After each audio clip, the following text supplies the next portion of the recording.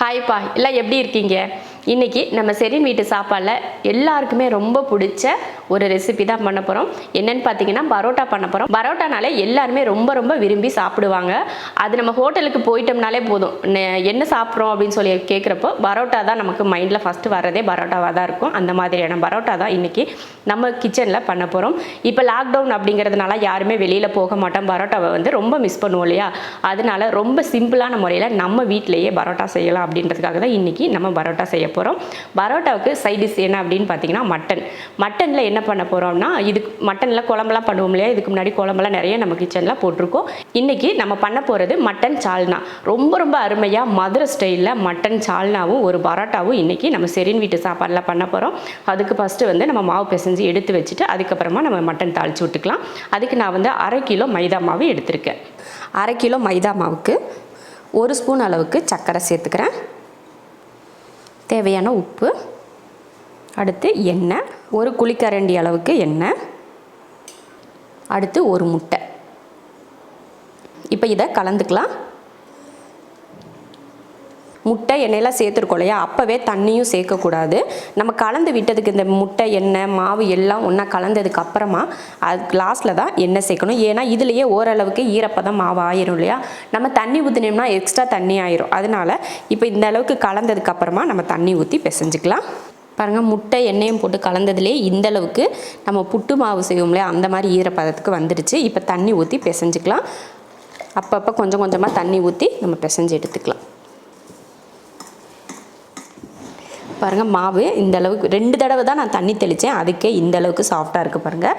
இதை அப்படியே வைக்கக்கூடாது. நம்ம மாவு எண்ணெய் ஊற்றி மறுபடியும் பிசைஞ்சிக்கலாம். எப்போயுமே பார்த்திங்கன்னா பரோட்டாவுக்கு எண்ணெய் தான் முக்கியம். எண்ணெய் எந்த அளவுக்கு சேர்க்குறீங்களோ அந்தளவுக்கு உங்கள் பரோட்டா நல்லா சாஃப்டாகவும் டேஸ்ட்டாகவும் இருக்கும். எண்ணெய் சேர்க்குறது தான் முக்கியம். எண்ணெய் அதிகமாக சேர்க்குறீங்க, இவ்வளோ எண்ணெயெல்லாம் சேர்த்தா என்ன ஆகுறது உடம்புக்கு அப்படின்னு நினைப்பீங்க. கண்டிப்பாக எண்ணெய் அதிகம் சாப்பிட்டாலும் உடம்புக்கு கேடு தான், பரோட்டா சாப்பிட்டாலும் உடம்புக்கு கேடு தான். ஆனால் டேஸ்ட்டுன்னு ஒன்று வர்றப்போ இதுதான் முதல் இடத்துல இருக்குது. அதனால் கண்டிப்பாக இதை சாப்பிட்றதுக்கு நம்ம இந்த மாதிரிலாம் செஞ்சு சாப்பிட்டு தான் ஆகணும். டேஸ்ட் வேணும்னா அதுக்கு என்னென்ன சேர்க்க வேண்டியிருக்கோ அதெல்லாம் சேர்த்தா மட்டும்தான் டேஸ்ட்டு கண்டிப்பாக கிடைக்கும். அதனால் கொஞ்சம் எண்ணெய் நீங்கள் தாராளமாக சேர்த்து தான் பரோட்டா செய்யணும். பாருங்கள், நம்ம பிசைஞ்சதுலேயே தெரியும் நம்ம பரோட்டா எந்த அளவுக்கு சாஃப்டாக வரும் அப்படிங்கிறது. பார்த்திங்கன்னா அது இப்போ நம்ம ஊற வைக்க கூட இல்லை, ஆனாலும் எவ்வளவு சாஃப்டாக இருக்கும். எனக்கு விரல் வச்சதுமே எப்படி உள்ளே போகுது பாருங்கள். நான் அழுத்த கூட இல்லை, இந்த மாதிரி வைக்கிறேன். அந்த அளவுக்கு நம்ம சாஃப்டாக பிசைஞ்சு எடுத்துக்கணும். இந்த அளவுக்கு வச்சதுக்கப்புறம் மறுபடியும் இதில் நம்ம கையில் கொஞ்சம் எண்ணெய் தடவி இப்படி தடவிக்கோங்க. ஏன்னா மாவு காஞ்சு போகக்கூடாது இல்லையா? அதனால் இப்போ மூடி வச்சிடலாம். காஞ்சு போகாமல் மாவை மூடி வச்சு எடுத்துடலாம். ரொம்ப நேரம்லாம் நம்ம ஊற வைக்க போகிறது கிடையாது. நம்ம சால்னா தாளித்து விட்டதுக்கப்புறம் எடுத்து நம்ம பரோட்டா தேய்ச்சிக்கலாம். அது வரைக்கும் மட்டும்தான் நம்ம ஊற வைக்க போகிறோம். 1 மணி நேரம் 2 மணி நேரம்லாம் ஊற வைக்க தேவையில்லை. இப்போ இதை ஓரமாக எடுத்து வச்சுட்டு நம்ம சால்னா தாளிச்சிடலாம். இப்போ நம்ம மட்டன் தாளிக்கிறதுக்கு முன்னாடி மசாலா வறுக்கணும். நான் 1/2 கிலோ மட்டன் தான் க்ளீன் பண்ணி எடுத்து வச்சுருக்கேன். நல்லா நம்ம எப்போயுமே குழம்புக்கெலாம் எடுப்போம் இல்லையா? அது போல் மட்டன் ஒரு 1/2 கிலோ எடுத்திருக்கேன். நீங்கள் எலும்போடையும் சேர்த்துக்கலாம், இல்லை எலும்பு இல்லாமலும் சேர்த்துக்கலாம், இல்லை வெறும் எலும்பு மட்டும் போட்டு கூட நீங்கள் இந்த சால்னா பண்ணிக்கலாம். நான் கொஞ்சம் எலும்பும் கொஞ்சம் சதையுமாக இருக்கக்கூடிய மட்டன் தான் எடுத்து வச்சுருக்கேன். 1/2 கிலோ. அதுக்கு தகுந்த மாதிரி இன்றைக்கி நம்ம மசாலா வறுத்துட்டு தாளித்து விட்டுக்கலாம். ஸ்டவ் ஆன் பண்ணி கடாய் வச்சுட்டு எண்ணெய் ஊற்றிடலாம். வறுக்கிறதுக்கு கொஞ்சம் எண்ணெய் ஊற்றி வறுத்துக்கலாம். ஒரு 2 ஸ்பூன் அளவுக்கு எண்ணெய். இப்போ இதில் மல்லி சேர்த்துக்கலாம். 1 2 இந்த ஸ்பூனில் 2 ஸ்பூன் மல்லி, சோம்பு 1 ஸ்பூன், மிளகு 1 ஸ்பூன், ஒரு சின்ன துண்டு பட்டை, 1 ஏலக்காய், 1 கிராம்பு, ஒரு சின்ன பிரிஞ்சி இலை, 1 ஸ்பூன் கசகசா, வரமிளகாய் ஒரு 5லேருந்து ஒரு 6 மிளகாய் சேர்த்துக்கலாம். இப்போ இதை வறுத்துக்கலாம். இது போல் சின்ன துண்டு இஞ்சி, பூண்டு பல் ஒரு 6லேருந்து 7 பூண்டு பல், சின்ன வெங்காயம் ஒரு 7-8 போல் சேர்த்துக்கோங்க. அதையும் வதக்கிடலாம். அடுத்து தேங்காய் துருவல், நம்ம கையில் ஒரு கைப்பிடி அளவுக்கு தேங்காய் துருவல் சேர்த்துட்டு இதெல்லாம் வதக்கிடலாம். மசாலாலாம் நல்லா வறுத்ததுக்கப்புறமா வெங்காயம் இஞ்சி பூண்டு அப்புறமா தேங்காயெல்லாம் சேர்த்துக்கோங்க. தேங்காய் சேர்த்து லைட்டாக ஒரு நிமிஷம் 2 நிமிஷத்துக்கு வதக்கிக்கிட்டால் போதும். ரொம்ப நேரம் வதக்க தேவையில்லை. இப்போ அடுப்பு ஆஃப் பண்ணிடலாம். வறுத்தாச்சு.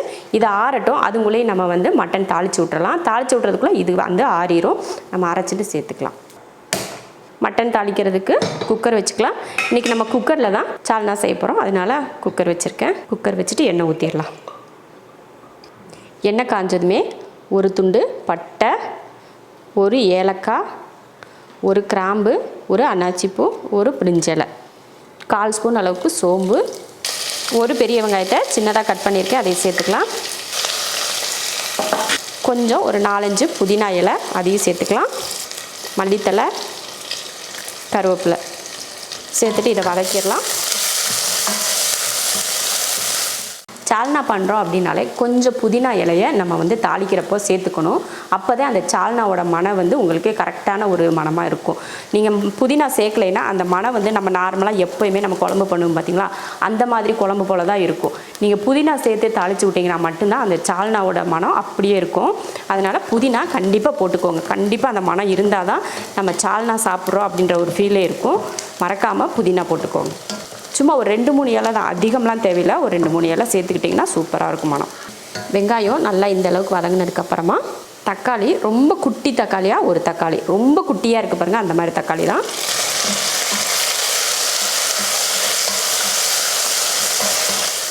அடுத்து மட்டன் சேர்த்துடலாம். தேவையான உப்பு,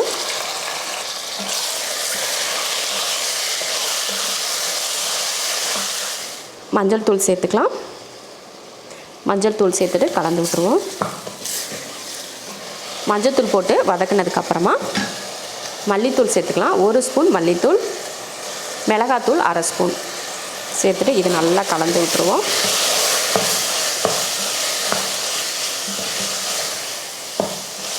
இப்போ தாளித்து விட்டாச்சு. மட்டன் வந்து வதங்கிட்டு இருக்கட்டும். அதுக்குள்ளேயும் நம்ம வறுத்த மசாலாவை அரைச்சிட்டு வந்துடலாம். மிக்ஸி ஜாரில் சேர்த்துக்கலாம். இப்போ இதை அரைச்சி எடுத்துடலாம். அரைச்சாச்சு. மட்டன் வந்து நல்லா வதங்கிடுச்சு. கிட்டத்தட்ட ஒரு 5 நிமிஷத்துக்கு மேலேயே வதங்கியிருக்கு மட்டன். இப்போ இதில் நம்ம அரைச்ச மசாலா சேர்த்துடலாம்.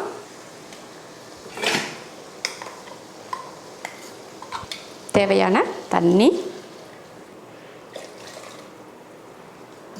முன்னாடியே நம்ம உப்பு போட்டு கலந்துருக்கோம். அதனால் உப்பு பத்தலைன்னா மட்டும் நம்ம சேர்த்துக்கிட்டால் போதும். மட்டனில் நம்ம வதக்குனதுலேயே உப்பு பிடிச்சிருக்கும்.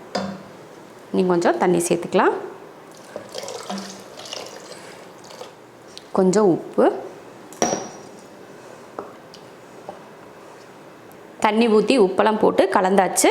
இப்போ மூடி போட்டுடலாம்.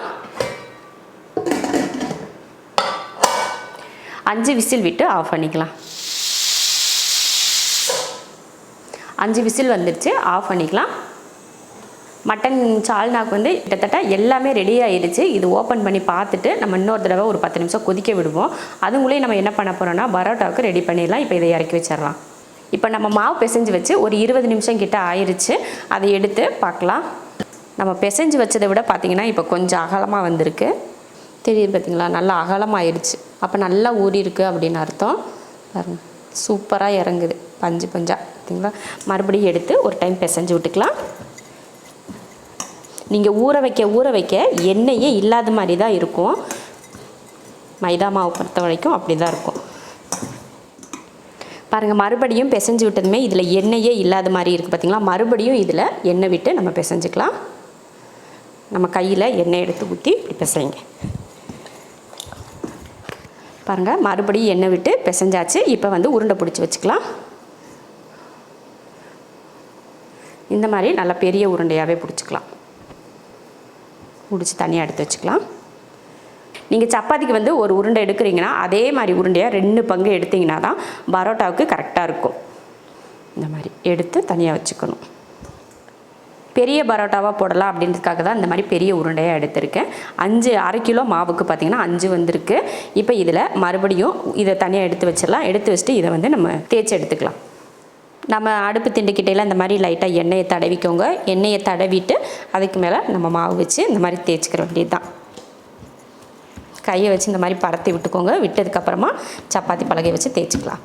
நல்ல கண்ணாடி மாதிரி நம்ம இதை தேய்ச்சி எடுக்கணும். எந்த அளவுக்கு உங்களுக்கு இதை தேய்க்க முடியுமோ அந்த அளவுக்கு தேய்ச்சிக்கோங்க.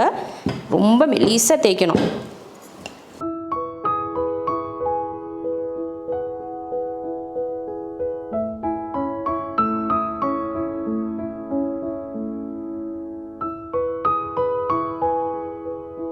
நம்ம இந்த மாதிரி கோடு போட்டுக்கலாம்.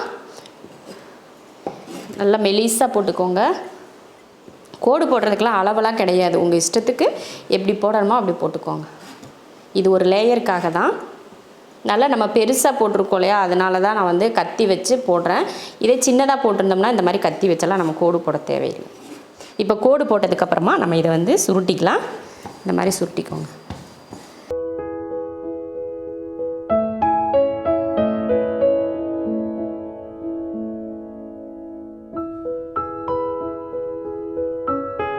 இந்த மாதிரி ஒரு பக்கம் சுட்டிக்கோங்க. இந்த ஆப்போசிட் சைடில் இந்த பக்கம் இப்படி சுட்டிக்கோங்க.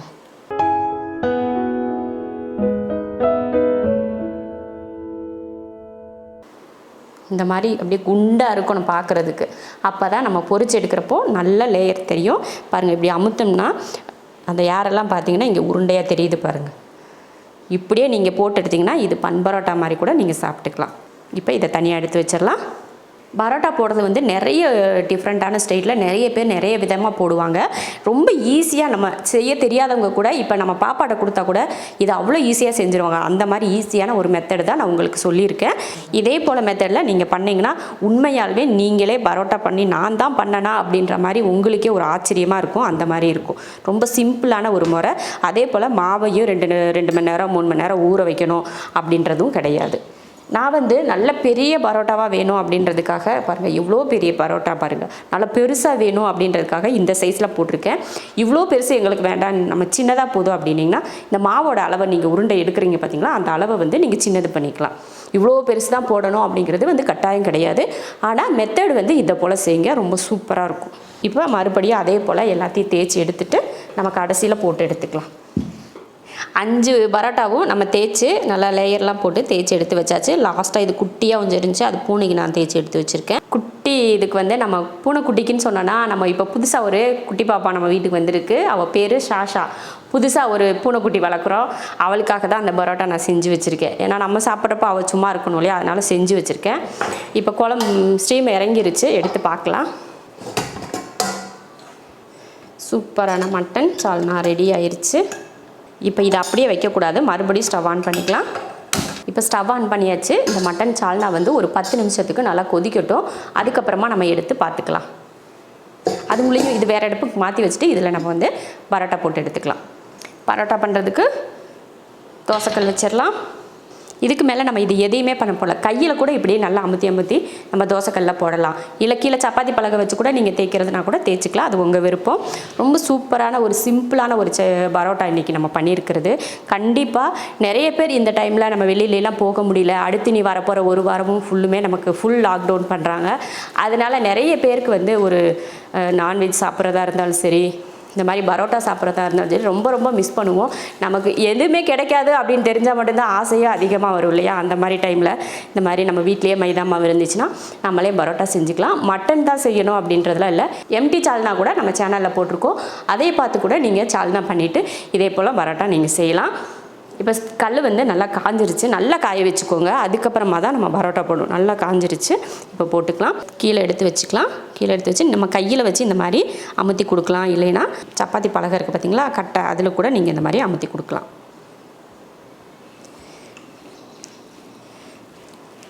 பாருங்கள் எவ்வளோ பெரிய பரோட்டா, 2 பக்கமும்.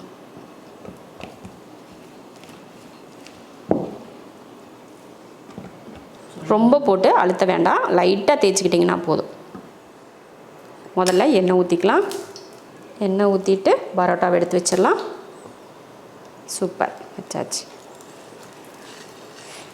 நல்லா அடுப்பை சிம்மில் வச்சு நல்லா வேக வச்சு எடுத்துக்கலாம். ஃபஸ்ட்டு ஒரு டைம் போட்டதுமே ஒரு டைம் திருப்பி போட்டுக்கலாம். பாருங்கள் கலர் சூப்பராக கலர் மாறி வர ஆரம்பிச்சிருச்சு. எண்ணெய் வேணும்னா லைட்டாக மேலே போட்டுட்டு அதுக்கப்புறமா பெரட்டி போடுங்க. நான் முன்னாடியே எண்ணெய் ஊற்றி நல்லா எண்ணெய் ஊற்றி தானே நல்லா பிசைஞ்சிருக்கோம். அதனால இப்போ வந்து நான் எண்ணெய் மேலே எல்லாம் ஊற்றிக்கல. நீங்கள் அப்படி மேலே ஊற்றுறதுனாலும் ஊற்றிக்கலாம். நல்லா வெந்து கலர் மாதிரி வரட்டும், அதுக்கப்புறம் எடுத்துக்கலாம். பாருங்கள் எவ்வளோ சூப்பராக பரோட்டா ரெடி ஆயிடுச்சு. எடுத்துடலாம். பாருங்கள் இந்த பரோட்டா வந்து நான் கொஞ்சம் பெருசாகவே தேய்ச்சிருக்கேன். பாருங்கள் முன்னாடி போட்டது வந்து கொஞ்சம் சின்னதாக இருந்து, இப்போ இது வந்து கொஞ்சம் பெருசாக தேய்ச்சிருக்கேன்.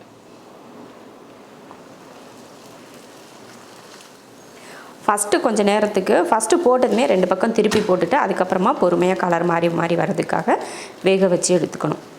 இதே போல் 2 பக்கமும் நல்லா வேக விட்டு பொறுமையாக வேக வச்சு எடுங்க. ஏன்னா நம்ம பரோட்டா வந்து உள்ளே பார்த்திங்கன்னா நல்லா மொந்தமாக இருக்கும், அதனால் பொறுமையாக வேக வச்சு எடுக்கணும்.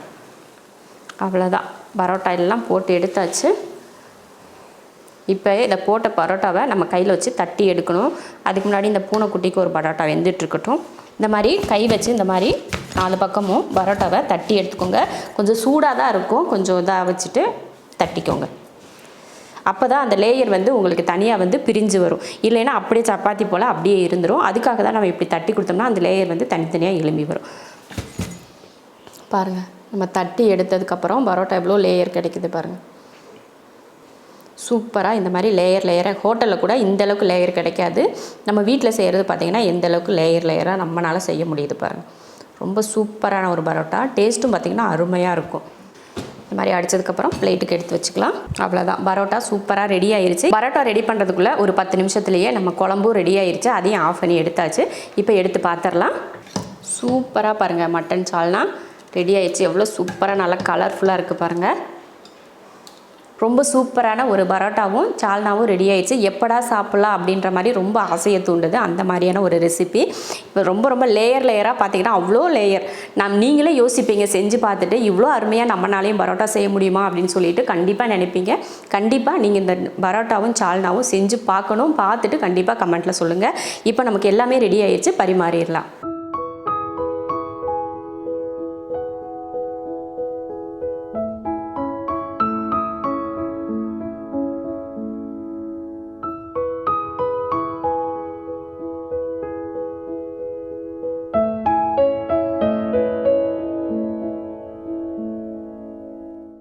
சூப்பரான ஒரு பரோட்டா பாருங்கள், எவ்வளோ அருமையாக, ஐயோ எடுத்தாலே அவ்வளோ சாஃப்டாக போகுதுங்க பாருங்கள்.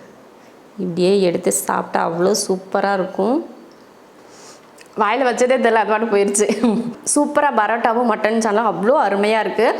பேசுறதுக்குள்ளே சாப்பிடணும்னு தோணுது. இதே போல் கண்டிப்பாக நான் நிறைய டைம் சொல்லிட்டேன், செஞ்சு பாருங்கள். லாக்டவுனில் நம்ம பரோட்டாவை மிஸ் பண்ணுறோம் அப்படின்ற ஒரு எண்ணமே உங்களுக்கு தோணாது. வீட்டிலே செஞ்சு இதே போல் நம்ம சாப்பிட்லாம். ரொம்ப சூப்பராக இதே போல் செஞ்சு பார்த்துட்டு எப்படி இருக்குன்னு சொல்லிட்டு கமெண்ட்டில் சொல்லுங்கள். பிடிச்சிருந்தா லைக் பண்ணிவிட்டு ஷேர் பண்ணிவிட்டு நம்ம ஷெரின் வீட்டு சாப்பாடு சேனலை சப்ஸ்கிரைப் பண்ணிவிட்டு பக்கத்தில் இருக்க பெல் ஐக்கானை கிளிக் பண்ணி வச்சுக்கோங்க. நான் இப்போ சாப்பிட போகிறேன்.